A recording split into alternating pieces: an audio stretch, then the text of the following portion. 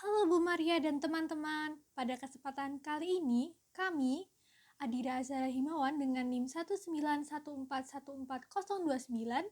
dan Marta Tribudiarti dengan NIM 1914010 sebagai peneliti akan menganalisis mengenai produksi perikanan di Indonesia. Indonesia yang memiliki luas wilayah lautan sebesar 2,55 juta kilometer persegi terletak di antara benua Asia dan Australia serta Samudra Pasifik dan Hindia. Letak geografis Indonesia yang strategis menjadikan Indonesia memiliki potensi sektor perikanan terbesar di dunia. Setiap tahunnya, produksi perikanan di Indonesia mencapai ribuan ton. Produksi perikanan tersebut mulai dari perikanan tangkap hingga budidaya. Maka dari itu, kami sebagai peneliti ingin mengetahui yang pertama, apakah terdapat perbedaan rata-rata produksi perikanan berdasarkan jenis budidaya yakni keramba, jaring apung, dan sawah atau mini padi pada tahun 1998 hingga 2018. Yang kedua, apakah jumlah produksi perikanan tangkap di setiap provinsi di Indonesia dipengaruhi oleh jumlah kapal pada rentan tahun 2000 hingga 2009. Peneliti mendapatkan data mengenai jumlah produksi perikanan berdasarkan jenis budidaya melalui sensus yang telah dilakukan oleh Badan Pusat Statistik. Dalam menentukan ukuran sampel, peneliti menggunakan teori Gay dan Deal pada tahun 1992 dan memperoleh sampel dengan teknik random sampling dengan bantuan Excel, yaitu ukuran sampel yang digunakan adalah 5 untuk setiap populasinya. Setiap datum pada setiap populasi akan peneliti beri kode. Kode-kode yang terpilih secara acak melalui Excel akan dijadikan sampel pada penelitian. Langkahnya, ketikkan rumus run between 1,n. Di sini n-nya sebanyak 20, maka run between 1,20 pada salah satu kolom dan baris, kemudian enter. Lalu drag ke bawah hingga menemukan 5 sampel. Nah, sampel itulah yang dipilih oleh peneliti pada penelitian ini. Ulangi langkah ini untuk menemukan populasi yang lain. Berikut ini adalah sampel-sampel yang diperoleh. Nah, untuk mengetahui apakah rata-rata produksi perikanan dengan budidaya keramba, jaring apung, dan sawah itu sama, maka terlebih dahulu kita akan melakukan uji normalitas serta uji kesamaan variansi pada setiap populasinya. Uji normalitas. Penelitian menggunakan program R. Simak langkah-langkah dalam menggunakannya. Baik, sebelum kita menguji normalitas, kita harus menuliskan datum-datum pada setiap populasi di Excel dan save data tersebut. Selanjutnya, kita akan menguji di program R-nya. Nah, di sini kita tuliskan library RCMDR. Kita enter dan tunggu beberapa saat. Akan keluar menu atau bagian yang namanya R Commander. Nah, di sini kita harus mengimportkan data yang dari Excel tadi. Kita klik data, kemudian kita melakukan import data from Excel file. Di sini saya akan memberi nama pada dataset saya, yaitu perikanan. Kemudian saya klik OK.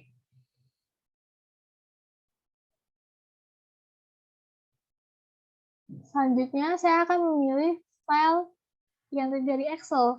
Itu nama file saya adalah B2 UAS. Tadi ada di sheet 3, jadi saya klik pada sheet 3. Kemudian untuk menguji normalitasnya, saya akan mengklik pada menu statistik, kemudian summaries, kemudian test of normality. Nah, di sini kita akan melakukan atau mencari nilai D untuk yang jaring apung dulu dengan Kolmogorov-Smirnov. Maka akan muncul nilai D-nya adalah 0,0387 untuk jaring apung. Kemudian kita akan melakukannya sekaligus untuk beberapa populasi lainnya.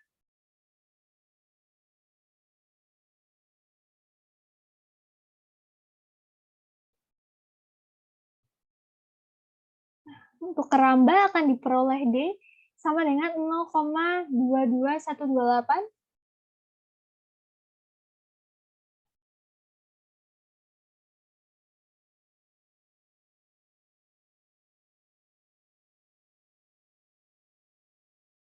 Dan untuk sawah, kita akan memperoleh D sama dengan 0,26101. Nah, apa arti D ini?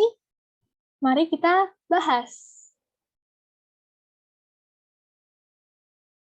Nah, dari program R tersebut, kita kan tadi peroleh bahwa D untuk ramba adalah 0,22128, pada jaring apung D-nya adalah 0,30387, dan D pada sawah atau mini padi adalah 0,26101. Nah, kita akan mencari D alfa untuk membandingkan dengan D pada R. Nah, di sini kita menggunakan tingkat kepercayaan yaitu 0,05.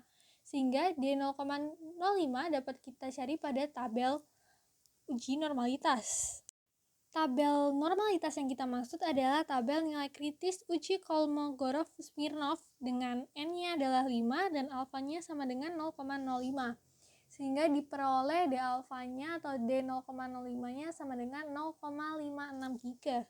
Sebelumnya, kita menentukan dulu hipotesis awal. Hipotesis H0-nya adalah data berdistribusi normal, sedangkan H1-nya adalah data tidak berdistribusi normal. Nah, di sini wilayah kritisnya adalah D harus lebih dari D alfa. Nah, karena tadi kita temukan bahwa D alfanya itu adalah 0,563, maka pada ketiga populasi D-nya itu kurang dari D alfa, sehingga karena tidak masuk wilayah kritis, ketiga populasi berdistribusi normal. Selanjutnya, peneliti akan melakukan uji Bartlett untuk mengetahui apakah variansi pada setiap populasi sama.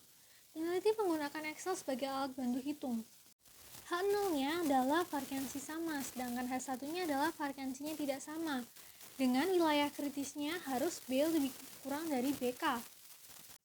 Yang pertama, kita akan mencari nilai B dengan rumus pangkat 1 dibagi total sampel dikurangi jumlah populasi dari variansi pertama dipangkatkan jumlah sampel pertama dikurangi 1 dikalikan variansi kedua dipangkatkan jumlah sampel kedua dikurangi 1 dikalikan variansi ketiga dipangkatkan jumlah sampel ketiga dikurangi 1 kemudian dibagi oleh S kuadrat P atau total dari variansinya. Nah, variansi untuk populasi pertama yaitu 81.090,26667 dipangkatkan 4 dikali variansi yang kedua adalah 24.955,47 dipangkatkan 4 dan untuk variansi yang ketiga adalah 2178. Kemudian semuanya itu dibagi oleh 1 per total semua sampelnya adalah 15 dikurangi K-nya banyaknya jenis populasi adalah 3 dan dibagi S kuadrat P, di mana S kuadrat P itu sama aja dengan N1 min 1 dikalikan variansi yang pertama ditambah N2 dikurangi 1 dikalikan variansi kedua ditambah N ketiga dikurangi 1 dikalikan variansi ketiga dibagi oleh N min 3 atau N min K di sini maksudnya karena K-nya 3. Jadi sama aja kayak 4 dikali 8190,26667 ditambah 4 dikali 24.955,47 ditambah 4 dikali 2178 dibagi 12. Nah, akan ketemu hasilnya adalah B sama dengan 0,6484779922. Kami sarankan untuk tidak dibulatkan hingga proses terakhir. Nah, selanjutnya kita akan mencari nilai BK. BK di sini adalah N1 dikalikan B1 alfa N1 ditambah N2 dikali B2 alfa N2 ditambah N3 dikali B3 alfa N3 dibagi oleh N. N-nya tadi adalah 15, N1, N2, dan N3 sama dengan 5. Nah, B1 alfa, alfanya adalah 0,05. Jadi kita akan mencari B 0,05,5 melalui tabel dan diperoleh tabelnya. Nah, N-nya adalah 5 dengan tingkat kepercayaan 0,05. Hingga alfanya adalah 0,05. Nah, tinggal kita substitusikan ke rumus yang sudah ada hingga diperoleh BK sama dengan 0,5952. Nah, karena tadi nilai B-nya adalah 0,648477922, itu nilainya lebih besar daripada BK, yaitu nilai BK adalah 0,5952, maka dia tidak memasuki wilayah kritis, sehingga kurang bukti untuk menolak H0. Sehingga kesimpulannya adalah variansinya sama. Nah, setelah melakukan beberapa uji, kita peroleh bahwa setiap populasi berdistribusi normal dan memiliki variansi yang sama. Nah, selanjutnya untuk mengetahui apakah rata-rata setiap populasi sama, kita akan menggunakan uji ANOVA. Pada uji ANOVA kali ini, saya menggunakan alat bantu Excel untuk mempermudahkan saya dalam melakukan perhitungan. Sebelumnya, saya akan mengenalkan beberapa sintaks dalam Excel. Yang pertama ada var S, yaitu untuk mengetahui suatu variansi sampel. Yang kedua ada sum, yaitu untuk menghitung total suatu data. Yang ketiga ada tanda bintang atau sebagai perkalian dan garis miring sebagai pembagian. Jangan lupa untuk selalu membubuhkan tanda sama dengan sebelum sintaks, dan kalian tinggal langsung drag data atau menuliskan data, kemudian lakukan enter sehingga akan muncul perhitungan kalian. Sebelumnya kita juga harus menentukan hipotesisnya, di mana hipotesis H0 yaitu mu1 sama dengan mu2 sama dengan mu3, dan satunya adalah terdapat rata-rata yang berbeda dengan wilayah kritis F harus lebih besar dengan F dalam kurung K-1 titik koma N-K, atau di sini K-nya bernilai 3 dan N-nya bernilai 15. Jadi nanti akan mencari nilai F2 titik koma 12 dengan alfanya 0,05. Dan di sini keramba adalah populasi yang pertama, jaring apung adalah populasi yang kedua, sawah atau mini padi adalah populasi yang ketiga. Nah, langkah yang pertama kalian harus mencari T bintang dan T bintang-bintang. Nah, T bintang di sini karena artinya adalah total dari sampel pada setiap populasinya, maka di sini ada T bintang 1 hingga T bintang 3. Yaitu pada T bintang 1 adalah jumlah seluruh sampel pada populasi pertama. T bintang 2 adalah jumlah sampel pada populasi kedua, dan T bintang 3 adalah total sampel pada populasi ketiga. Nah, di sini kita bisa menggunakan alat bantu yang namanya Excel dengan cara mengetikkan pada kolom, yaitu sama dengan sum buka kurung lalu drag pada baris dan kolom yang memuat sampel-sampelnya pada populasi yang dituju. Nah, di sini diperoleh T bintang 1 adalah 707, T bintang 2 adalah 723, dan T bintang 3 adalah 517. Sedangkan T bintang-bintang adalah jumlah total dari seluruh sampel, atau di sini bisa kita artikan sebagai T bintang 1 ditambah T bintang 2 ditambah T bintang 3, yaitu menghasilkan nilai 1947. Nah, untuk JKK ini adalah T bintang I dikuadratkan, atau sigma dari T bintang I dibagi oleh N-nya dikurangi T bintang-bintang dikuadratkan juga dibagi oleh N kapital, karena N kapital menyatakan seluruh sampel, sedangkan N kecil hanya menyatakan sampel pada suatu populasi tertentu, dan diperoleh yaitu 5252,8. Nah, kalian bisa perhatikan di layar mana yang dimaksud sigma tersebut. Nah, untuk JKT adalah sigma dari sampel yang dikuadratkan dikurangi oleh T bintang-bintang kuadrat dibagi oleh N kapital, sehingga diperoleh JKT hasilnya adalah 142.058,4. Dan untuk mencari JKG-nya tinggal JKT dikurangi JKK, yaitu sama dengan 136.800,4. Nah, di sini kalian juga bisa menggunakan bantuan Excel seperti sum, tanda plus atau tanda min, dan tanda bagi dengan garis miring. Kalau kali bisa pakai bintang, jadi kalau 200 kuadrat itu bisa 200 bintang 200 atau 200 tanda caping angka 2 gitu. Nah, untuk mencari nilai F-nya itu adalah S1 kuadrat dibagi oleh S2 kuadrat. Nah, di sini S1 kuadrat itu sama dengan JKG dibagi 3 dikurangi 1 dengan 3 adalah nilai K-nya, dan diperoleh nilai 68.400,2. Sedangkan S2 kuadratnya adalah JKG dibagi N-K dengan nilai N-nya adalah 15 dan K-nya 3, sehingga diperoleh nilai 114.033. Nah, F-nya sendiri berarti 68.400,2 dibagi oleh 114.033 dan menghasilkan nilai 0,6. Sedangkan F 2,12-nya adalah 3,89. Nah, ini bisa kalian cek pada tabel F dengan V1-nya 2 dan V2-nya adalah 12. Nah, karena nilai F-nya tadi adalah 0,6 itu lebih kecil daripada F 2,12 yaitu 3,89 sehingga dia tidak memasuki wilayah kritis. Ia mengartikan bahwa dia tidak dapat menolak H0 sehingga rata-rata produksi ikan dengan jenis keramba, jaring apung dan sawah adalah sama. Selanjutnya, saya akan menjelaskan proyek mengenai korelasi, regresi linear, dan juga koefisien determinasi. Pada proyek ini, peneliti akan menganalisis mengenai korelasi antara jumlah perahu atau kapal dengan produksi perikanan tangkap untuk perikanan laut Indonesia pada rentan tahun 2000 sampai dengan tahun 2009.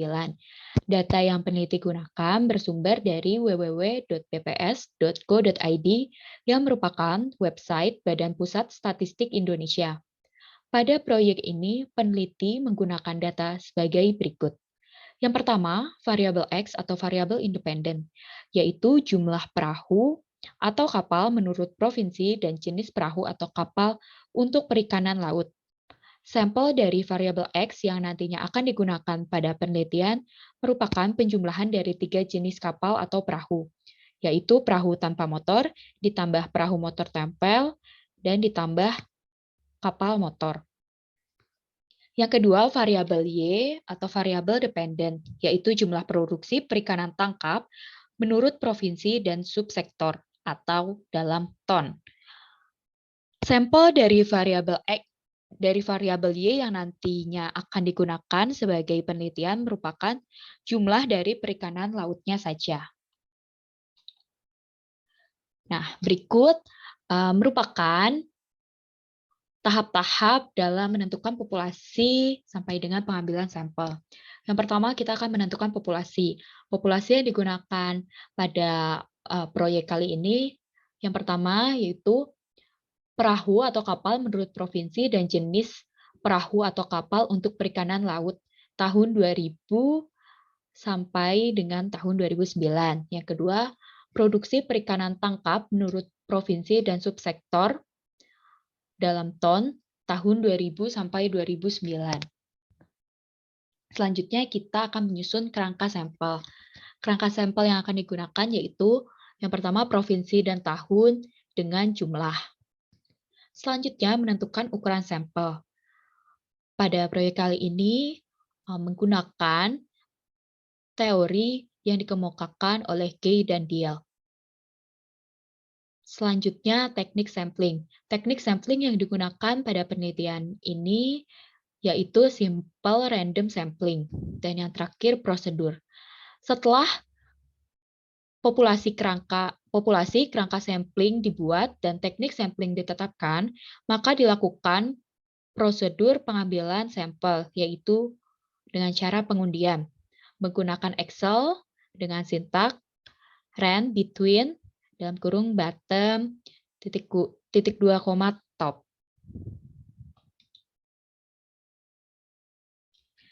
Selanjutnya sampel. Ukuran sampel menurut Gay dan Diel, ukuran sampel minimum adalah 10% dari populasinya. Pada proyek ini, sampel diambil sampai dengan data berdistribusi normal. Yang kedua, random sampling. Sampel akan diambil secara acak pada setiap populasi melalui Excel. Langkah pertama, setiap datum akan diberi kode, kemudian dengan rumus rand between 1, n, yang n ini merupakan banyaknya populasi, akan diperoleh sampelnya. Nah, berikut merupakan bagian dari kode-kode yang ditetapkan pada populasi. Ini ada Aceh 2000 itu diberi kode 1, Sumatera Barat 2000 itu diberi kode 2. Sampai dengan Papua Barat 2009 diberi kode sampai dengan Papua 2009 diberi kode 340.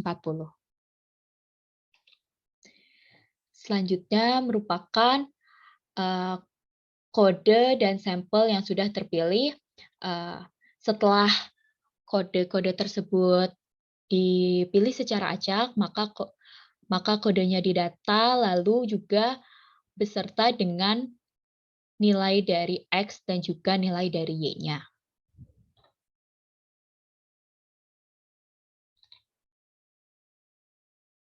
Lalu, langkah selanjutnya adalah melakukan cek normalitas menggunakan RStudio. Pada kesempatan kali ini, peneliti akan menjelaskan bagaimana cara mencari normalitas menggunakan program RStudio. Yang pertama, setelah program RStudio diaktifkan, lalu tuliskan library RCMDR. Lalu tunggu hingga kotak R Commander muncul, seperti pada gambar di tahap 2. Next, pada langkah selanjutnya, pilih menu data, lalu pilih import data, dan pilih from Excel file. Selanjutnya, ubah nama dataset, lalu klik OK. Setelah itu, pilih file Excel data yang akan digunakan.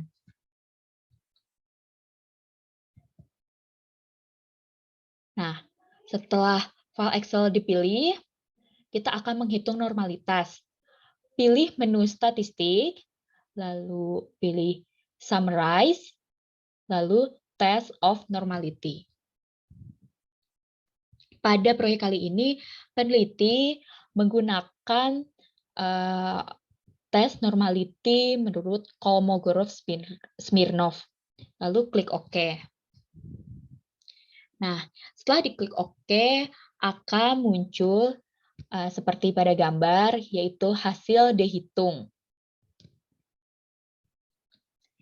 Hasil dari uji normalitas yang sudah dilakukan oleh peneliti yaitu sebagai berikut.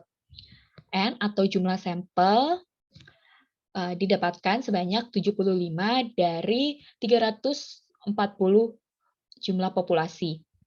Taraf signifikansi yang digunakan yaitu 0,01 atau 1%.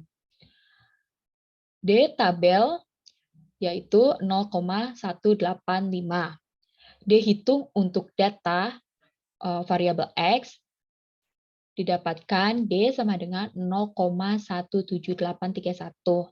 Lalu dihitung untuk data variabel Y didapatkan D sama dengan 0,12932. Karena D tabel lebih besar dari D hitung, maka tidak masuk ke dalam wilayah kritis, sehingga kedua data berdistribusi normal.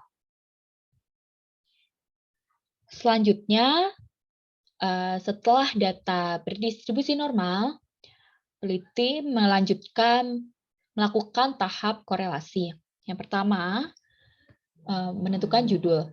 Judul yang digunakan yaitu hubungan antara jumlah perahu atau kapal dengan produksi perikanan tangkap tangan pada tahun 2000 sampai dengan tahun 2009 untuk perikanan laut di Indonesia. Pertanyaan penelitian.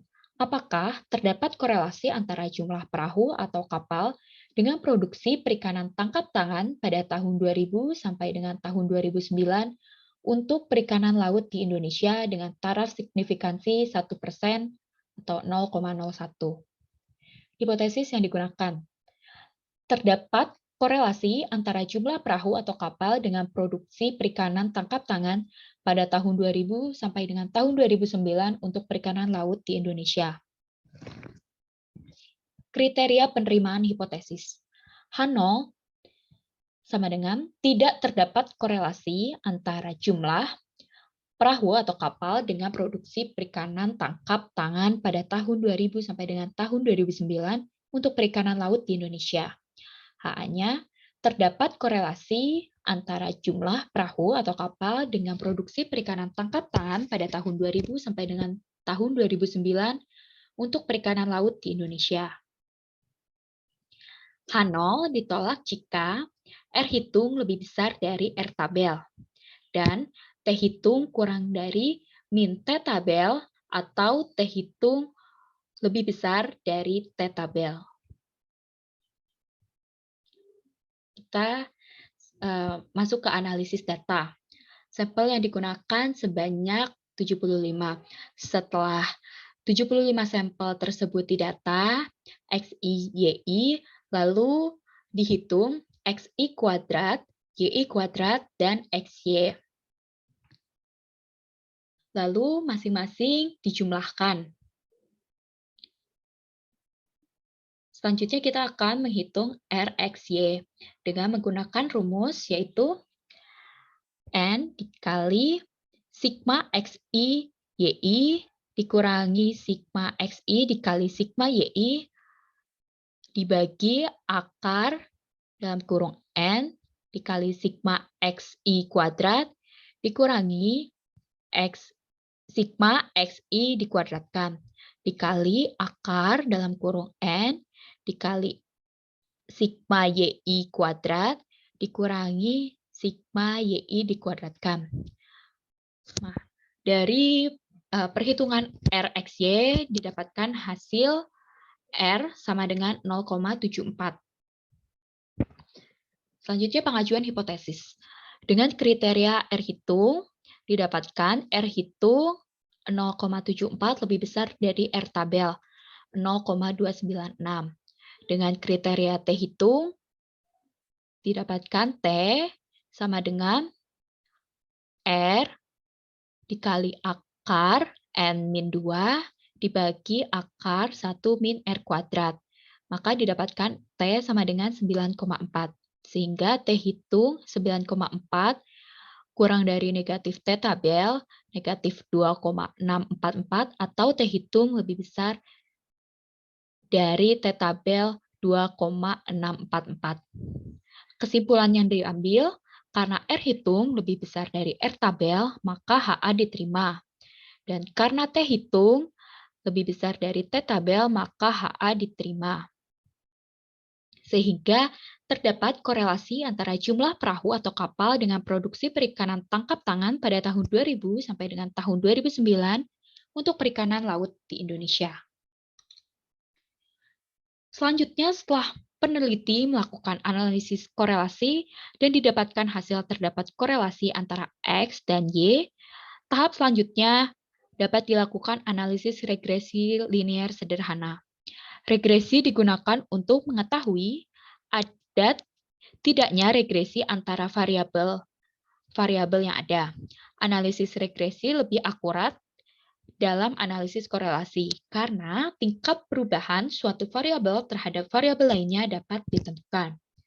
Berikut ini merupakan data mengenai jumlah kapal atau perahu dan produksi perikanan tangkap tangan pada tahun 2000 sampai dengan tahun 2009 untuk perikanan laut di Indonesia. Variabel X sama dengan jumlah kapal atau perahu menurut provinsi dan jenis perahu atau kapal untuk perikanan laut pada tahun 2000 sampai dengan tahun 2009. Variabel Y sama dengan jumlah produksi perikanan tangkap menurut provinsi dan subsektor dalam ton untuk perikanan laut pada tahun 2000 sampai dengan tahun 2009. Sama seperti tahap pada korelasi, kita juga mendata variabel X, variabel Y yang sudah dipilih pada random sampel sebelumnya, lalu dihitung X kuadrat, Y kuadrat, dan X kali Y. Dari masing-masing dijumlahkan, sehingga nanti untuk mempermudah kita dalam menghitung atau memasukkan ke dalam rumus. Lalu menentukan persamaan regresi. Yang pertama, untuk menentukan persamaan regresi, kita harus mencari nilai A dan nilai B. Nilai A dapat dicari dengan cara sigma Y dikali sigma X kuadrat dikurangi sigma X dikali sigma XY dibagi N dikali sigma X kuadrat dikurangi sigma X dikuadratkan. Didapatkan hasil A sama dengan 44.183,25. Lalu kita akan menentukan nilai B. Nilai B dapat dicari dengan cara N dikali sigma XY dikurangi sigma X dikali sigma Y dibagi N dikali sigma X kuadrat dikurangi sigma X dikuadratkan. Dan didapatkan B sama dengan 5,512. Dari pengerjaan tersebut diperoleh nilai A sama dengan 44.182,25 dan B sama dengan 5,512. Sehingga dari A dan B tersebut dapat diperoleh persamaan regresi linearnya, yaitu Y topi sama dengan 44.182,25 ditambah 5,512X. Nah, selanjutnya kita akan mencari koefisien determinasi atau R kuadrat. Koefisien determinasi digunakan untuk melihat seberapa berpengaruh variabel X terhadap variabel Y. Nah, koefisien determinasi ini dapat dicari menggunakan rumus sebagai berikut. Dalam kurung, N dikali sigma XY dikurangi sigma X dikali sigma Y dikuadratkan. Dibagi dalam kurung N dikali sigma X kuadrat dikurangi sigma X dikuadratkan dikali dalam kurung N dikali sigma Y kuadrat dikurangi sigma Y dikuadratkan. Lalu didapatkan hasil R kuadrat sama dengan 0,4133. Nilai dari koefisien determinasi sebesar 0,4133. Artinya, pengaruh jumlah kapal atau perahu dengan produksi perikanan tangkap tangan pada tahun 2000 sampai dengan tahun 2009 di Indonesia adalah sebesar 41,33%. Sisanya, yaitu 58,67% disebabkan oleh faktor lain yang tidak tertera dalam model. Dari penelitian yang sudah dilakukan, peneliti menyimpulkan beberapa hal, di antaranya rata-rata produksi perikanan dengan jenis budidaya keramba, jaring apung, dan sawah memiliki rata-rata yang sama. Dari kejadian ini, pemerintah dapat meningkatkan dan mempertahankan agar rata-rata produksi sama sehingga tidak menimbulkan penyimpangan perekonomian. Yang kedua, terdapat korelasi antara jumlah perahu atau kapal dengan produksi perikanan tangkap tangan pada tahun 2000 sampai dengan tahun 2009 untuk perikanan laut di Indonesia. Untuk mengakuratkan korelasi tersebut, dilakukan analisis regresi linear sederhana dan didapat persamaan linear Y topi sama dengan 44.182 di 0,25 ditambah 5,512X. Pengaruh jumlah kapal atau perahu dengan produksi perikanan tangkap tangan pada tahun 2000 sampai dengan tahun 2009 di Indonesia adalah sebesar 41,33%, sehingga sisanya 58,67% disebabkan oleh faktor lain yang tidak tertera dalam model.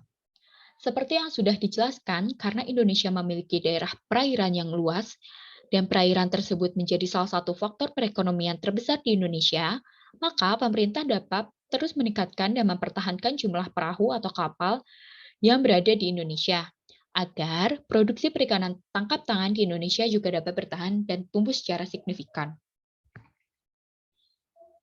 Sekian penjelasan proyek metode statistik dari kelompok kami. Mohon maaf jika terdapat kesalahan, baik dalam kata-kata dan pengucapan, maupun dalam penyampaian materi.